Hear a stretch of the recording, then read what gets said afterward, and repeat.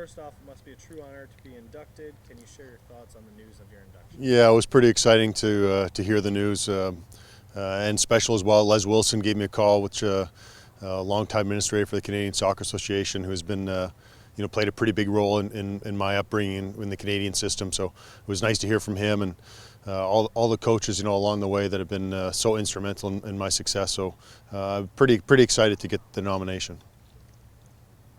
When you look back at your career, what are some of the biggest moments that you're most proud of? Yeah, I mean, I think I look back. When you have a 25-year career, there's a lot of moments. But for me, my debut back in I think it was in '88 in Bermuda. It was a pretty special time for a kid who's only 20 years old at the time. And then my last game, although it was didn't go very well, but against Argentina in Argentina River Plate Stadium was a fantastic experience.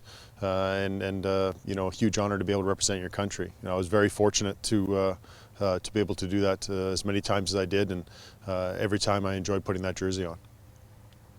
When you think about Canadian soccer and some of your biggest role models, mentors, icons, can you share a few people that helped you get to this special moment? Yeah, I think as I mentioned before, for me, a big part of it was the coaches I had. And even from a young age, I had a coach named Roy Bendall and his assistant Heinz Heckel, who let me play hockey and basketball and baseball and everything else. But at the same token, always had the door open to continue playing soccer. And I think the way they treated me and the way they loved the game certainly was a starting point for me in the game. And as I moved along in the Canadian system, there were lots of great coaches I had, and all of them played a big role. But a couple of guys that really stand out were Tony Taylor, Bruce Twomley with the Canadian group.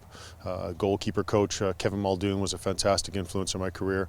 And then in the professional level, Frank Yallop took a chance on me at the age of 35 to play in MLS, and fortunate to play 8 more years there. And then 7 of those years were under a fantastic coach in Dominic Kinnear. So very fortunate, I think, in my career to run across those fantastic coaches, and it certainly helped make me the type of player that I ended up being.